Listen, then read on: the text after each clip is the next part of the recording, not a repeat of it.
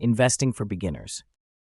Have you ever wondered why some people seem to grow their wealth effortlessly while others stay stuck in the paycheck to paycheck grind? What if I told you the secret wasn't just about working harder, but about making your money work for you? Yes, I'm talking about investing, a powerful tool that can help you build lasting wealth, even if you're starting from scratch. But here's the catch. Waiting to get started could cost you the future you deserve. In this video, we're breaking down investing for beginners, a simple guide that will help you take your first steps towards financial freedom. Stick with me, and by the end of this video, you'll have the confidence to start investing today. Act 1. The importance of investing. Point number 1. Why you can't afford to wait. Investing isn't just an option, it's necessary. If you want to create a long-term wealth, saving alone won't cut it. Saving might feel safe, but when you're not investing, your money is essentially just sitting still, losing value to inflation. Imagine this. If you leave your money in a savings account earning 1% interest, but inflation is rising at 3%, you're actually losing purchasing power every year. Over time, that adds up. The earlier you start investing, the more time your money has to grow. We're talking about the magic of compound interest, which I'll dive into later in this video. But first, let's take a quick detour. Ask yourself, are you ready to start making your money work for you instead of the other way around? Because if you're not, you risk losing out on a future of financial freedom. Transition.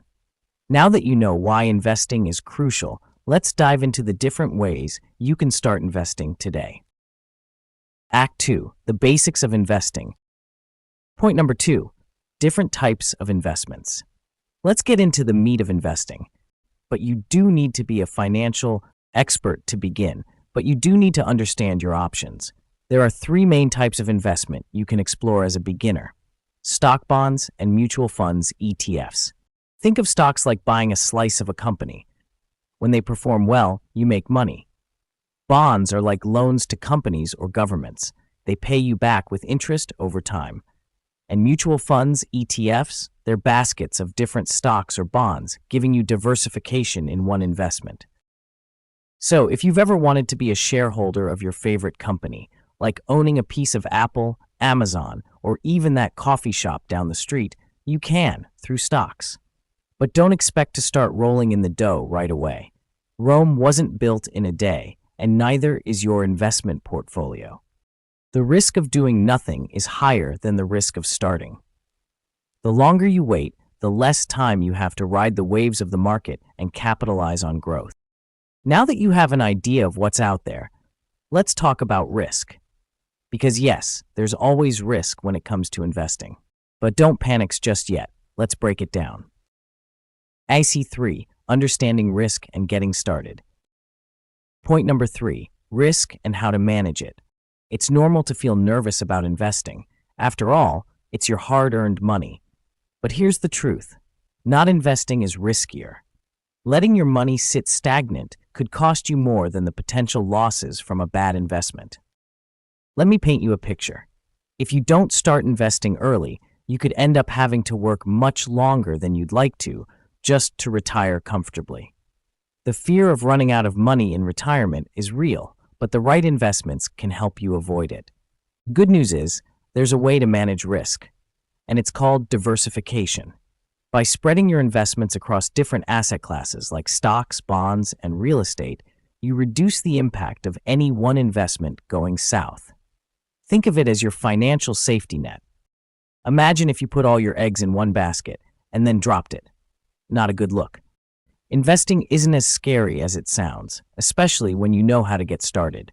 So stay tuned, because I am about to show you can start. Act 4. Where to start in finals. How to start investing. You don't need thousands of dollars to begin investing. Honestly, you can start with as little as 50 or even 100. Many online platforms allow you to start investing with low fees and minimal amounts. Start with a robo-advisor if you're nervous. These are automated platforms that make investment decisions for you based on your goals and risk tolerance. If you want more control, you can look into platforms like Vanguard or Fidelity for ETFs or stocks. And yes, you don't need to quit your job and become a professional investor to start seeing results. In fact, you'll probably see your portfolio grow while you're binge watching your favorite shows on Netflix. So to wrap this all up, here's the most important takeaway. The best time to start investing was yesterday. The second best time is today. Before we go, let me leave you with this. If you want to learn more about how to make your money grow over time, check out my next video on the power of compound interest. I promise you won't want to miss it. Hit that subscribe button, drop a like if you found this video helpful, and share your investing goals in the comments. I'm here to help you on your financial journey, one step at a time. Remember, financial freedom is built with small, consistent steps. So take the first step today, and the future you're dreaming of will be within reach. Let's make it happen. See you in the next video.